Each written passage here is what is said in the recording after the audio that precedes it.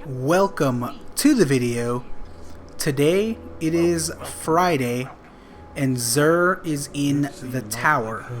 As you can see, he is right next to the Crucible Quartermaster.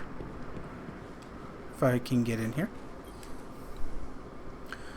Okay, so first off, Xur has the no backup plans for Titans. It is an intellect strength build. Of course, we all know what its main bonus is. So it has rain blows and momentum transfer. Personally, I'm kind of indifferent to both of these. I would say momentum transfer is probably a little bit better because it gives you grenade energy, and that can be pretty useful. And in the second column, we have shotgun loader and rocket launcher loader.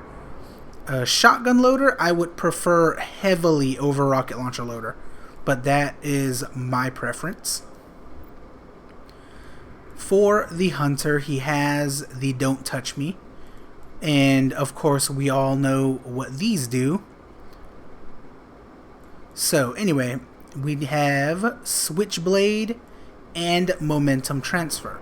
Personally, for a hunter, I would probably go with Switchblade, because if you are running this with your Night Stalker, that can give you a lot of, what do you call them? Smoke bombs. It can give you a lot of smoke bombs, and they can be pretty useful in different areas.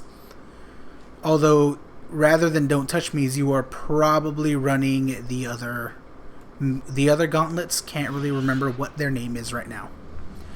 But otherwise, Switchblade I'd probably go with, although momentum transfer is not terrible either. And in the next column, we have hand cannon loader and fusion rifle loader. Personally, I do not find myself using fusion rifles all that much in PvE or PvP, so that, to me, that's kind of a throwaway perk. I would go with hand cannon loader. And I forgot to mention, it is a discipline strength. So you can use these to decrease your melee and give more strength. For your Warlock, we have the Stag. And its main bonus, once per life, your supercharges faster when your teammates are dead. And a chance to respawn with an overshield. Personally, I have not used these very often, so I don't really have experience with how this exotic works. It is a discipline strength, and we have hands-on and heavy lifting. Personally, I would probably go with heavy lifting on this, primarily because I don't really see myself using this in PvP, but this seems like it would be a lot more useful than your hands-on. Although actually you will probably melee a lot of low tier enemies, so I guess that's alright. Though personally I would probably favor heavy lifting. And in the last column we have invigoration, bonus melee energy on orb pickup. If you're using just about any of the melee abilities, this actually is not too bad. Because the Warlock, personally, I think has the strongest melee abilities. Especially if you are using this with the Flame Shield. But like I said, I've actually not used these very often, so I actually don't really have too much of an opinion on them. The weapon is the Hereafter. I personally have been messing with this for a while because I got this out of an engram. And I have to say, I personally like this gun. I think it's a pretty good gun. It is a moderately fast rate of fire and moderately high impact.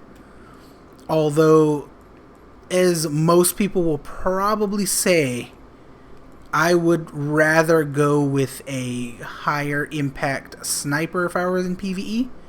And for PvP, it's not too bad of a choice, but it probably won't have the stability you're wanting in a fast rate of fire sniper.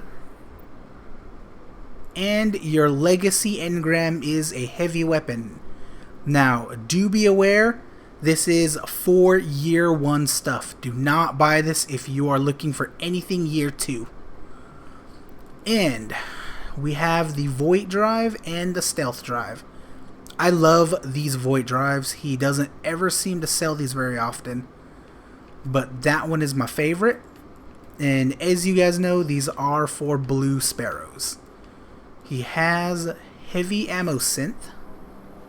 I'm going to pick a few of these up. And of course, he's got his 3 of coins. Now, this week he actually has a new item, the glass needles. Now, if you have not been keeping up with the weekly updates, these are actually used to basically re-roll the perks on your exotic armor. If you guys were around for year 1, you know what reforging is, and that is basically what this is, but for exotic armor. You cannot use it to reforge exotic, or not exotic weapons. You cannot reforge it to, you cannot, damn it. You cannot use this to re-roll anything other than exotic armor. So that's actually really good, because it means you do not have to keep re-rolling for new versions of these. You can just get one and then just roll it into whatever you want it to be. And it seems to cost 3 strange coins, 3 motes of light, and 1 exotic shard. And finally, of course, we have a mote of light for 2 strange coins. Now, overall, I am personally not too impressed with this week, although no backup plans can probably be useful. Don't touch me's are useful if you get swarmed in PvE, and the stag, I suppose, can be useful in PvP. Although, like I said, I have not used these very often. Although, so I would say the most useful thing out of the week is his sniper rifle. But anyway, that is your Xur for this week. And that is the end of this video. I will see you in the next one.